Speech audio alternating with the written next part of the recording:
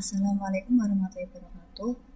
Perkenalkan, nama saya Atia Ramadhani dengan NIM 31402400102. Video ini dibuat untuk memenuhi UAS analisis laporan keuangan dengan dosen pengampu Ibu Hani Werdi Aprianti. Di sini saya akan mempresentasikan analisis laporan keuangan PT FKS Food Sejahtera Tbk periode 2023-2025. Yang pertama yaitu latar belakang. Laporan keuangan merupakan penyajian informasi mengenai posisi keuangan, kinerja keuangan, dan arus kas suatu entitas yang bertujuan memberikan informasi yang bermanfaat bagi investor, kreditor, dan pengguna lainnya dalam pengambilan keputusan ekonomi. Laporan keuangan juga menunjukkan hasil pertanggungjawaban manajemen atas sumber daya yang dipercayakan kepadanya. PT FKS Food Sejahtera Tbk dipilih sebagai objek penelitian karena merupakan perusahaan manufaktur sektor makanan dan minuman yang telah dicatat di Bursa Efek Indonesia serta memiliki laporan keuangan yang lengkap dan telah diaudit. Selain itu, selama periode 2023 sampai 2025, perusahaan menunjukkan perubahan pada penjualan, laba bersih, aset, liabilitas, dan ekuitas yang menarik untuk dianalisis melalui analisis horizontal, common size, analisis tren, analisis rasio, analisis arus kas, dan model kerja sehingga dapat memberikan gambaran mengenai kondisi keuangan perusahaan secara menyeluruh. Selanjutnya yaitu profil perusahaan. Nama perusahaannya yaitu PT FKS Food Sejahtera Tbk, tanggal didirikannya yaitu pada 26 Januari 1990 dan tanggal pencatatan pada Bursa Efek Indonesia yaitu 11 Juni 1997. Untuk kodenya yaitu AISA. Terus alamat kantornya yaitu ada di Menara Astra lantai 29, Jalan Jenderal Sudirman, Kaping 5-6, Kartengsin, Jakarta Pusat 10220. Untuk bidang usaha utamanya yaitu perdagangan besar dan industri pengolahan makanan. Untuk sektornya yaitu barang konsumen primer, subsektornya yaitu makanan dan minuman. Untuk industri yaitu makanan olahan dan subindustrinya juga makanan olahan. Kemudian yaitu visi misi perusahaan. Visi perusahaan yaitu menjembatani potensi menuju kesuksesan. Kemudian untuk misi perusahaannya yaitu kami mengembangkan dan mengatur kombinasi terpercaya dari orang-orang, infrastruktur, dan proses di seluruh rantai nilai atas nama mitra dan pelanggan. Kemudian metode analisis laporan keuangan yang digunakan yaitu ada 4. Di antaranya yaitu ada analisis horizontal, yaitu untuk mengetahui perubahan nominal atau rupiah dan persentase setiap akun laporan keuangan dari tahun ke tahun. Kemudian yaitu ada analisis vertikal atau common size untuk mengetahui proporsi masing-masing akun terhadap total aset pada laporan posisi keuangan dan terhadap penjualan bersih pada laporan laba rugi. Kemudian ada analisis rasio yaitu untuk menilai kondisi likuiditas, aktivitas, solvabilitas, profitabilitas, dan rasio pasar perusahaan. Kemudian yaitu ada analisis tren, yaitu untuk melihat arah perkembangan kinerja keuangan PT FKS Food Sejahtera Tbk selama periode 2023 sampai 2025. Untuk analisisnya yaitu yang pertama yaitu rasio profitabilitas. Berdasarkan rasio ini PT dapat ditunjukkan oleh ROA atau Return on Asset yang meningkat dari 1,02% di tahun 2023 kemudian menjadi 3,54% di tahun 2024 serta 4,26% di tahun 2025. Kemudian untuk ROE-nya yaitu di tahun 2023 ada 1,94% naik menjadi 6,64% di tahun 2024, kemudian naik lagi di tahun 2025 menjadi 7,79%. Kemudian untuk ROI-nya yaitu di angka 1,02% di tahun 2023, kemudian naik di tahun 2024 sebesar 3,54%, kemudian naik lagi di tahun 2025 sebesar 4,26%.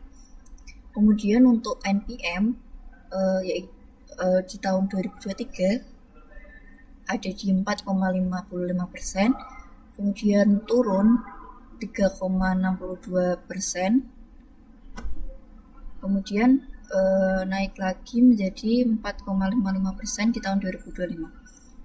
Kemudian untuk GPM yaitu stabil pada kisaran 38,96% di tahun 2023, 38,85% di tahun 2025, dan 38,96% di tahun 2025. Kemudian untuk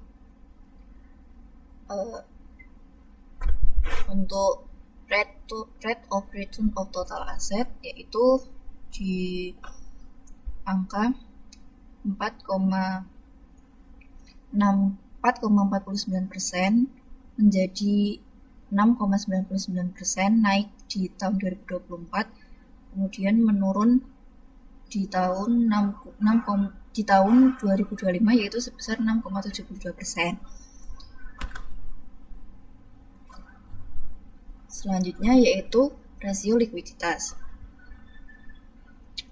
Di rasio likuiditas ini ada dua yang dihitung, yaitu current ratio meningkat dari 0,75 di tahun 2023 menjadi 1,06 di tahun 2024, kemudian turun menjadi 0,81 kali di tahun 2025.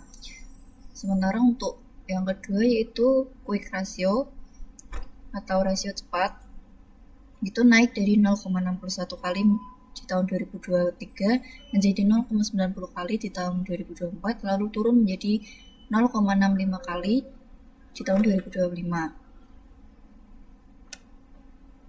Kemudian untuk rasio solvabilitas ada DAR dan DER. Untuk DAR-nya sendiri yaitu debt to asset ratio menurun dari 0,48 menjadi 0,45 di tahun 2024, dan DER turun dari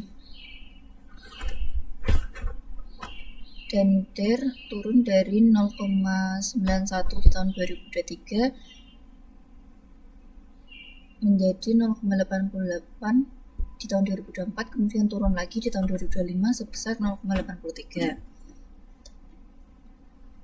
Selanjutnya yaitu rasio aktivitas ITO atau inventory turnover meningkat dari 11,60 kali menjadi 12,97 kali di tahun 2024, kemudian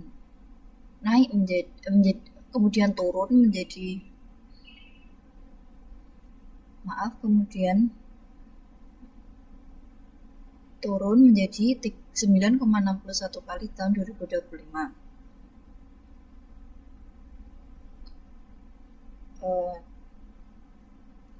Kemudian untuk RTO atau receivable turnover ini meningkat dari 6,51 kali di tahun 2024 menjadi 6,60, kemudian di tahun 2025 menjadi 6,51. Kemudian untuk TATO atau total asset turnover itu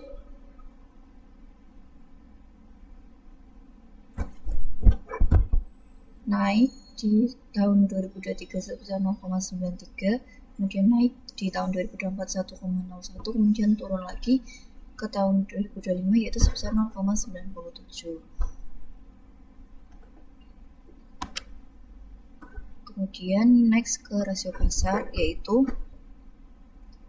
untuk EPS-nya itu meningkat dari Rp 2,02 pada 2023 meningkat menjadi 7,46 pada tahun 2024, kemudian meningkat 9,57 di tahun 2025. Selanjutnya untuk PER atau Price Earning Ratio itu meningkat dari 14 kali meningkat dari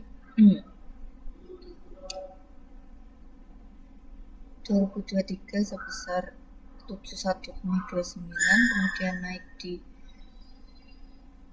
2024 14,8, kemudian 2025 itu sebesar 14. Untuk kesimpulan dari analisis ini yaitu berdasarkan hasil laporan keuangan periode 2023-2025, kondisi keuangan PT FKS Food Sejahtera Tbk secara umum menunjukkan perkembangan yang cukup baik. Profitabilitas meningkat terlihat dari ROA yang naik dari 1,02% menjadi 4,26% dan ROE dari 1,94% menjadi 7,79%. Struktur modal semakin sehat karena DAR dan DER terus menurun. Dari sisi aktivitas, RTO dan TATO relatif stabil, sedangkan dari sisi rasio pasar, EPS meningkat dari 2,02 menjadi 9,57 yang menunjukkan laba bersaham terus bertambah. Namun likuiditas masih perlu diperhatikan karena current ratio turun menjadi 0,81 kali pada 2025. Secara keseluruhan, perusahaan memiliki kinerja keuangan yang baik, namun masih perlu meningkatkan likuiditas dan efisiensi operasional agar kinerjanya semakin optimal. Cukup sekian yang dapat saya sampaikan, kurang lebihnya saya mohon maaf. Wassalamualaikum warahmatullahi wabarakatuh. Terima kasih.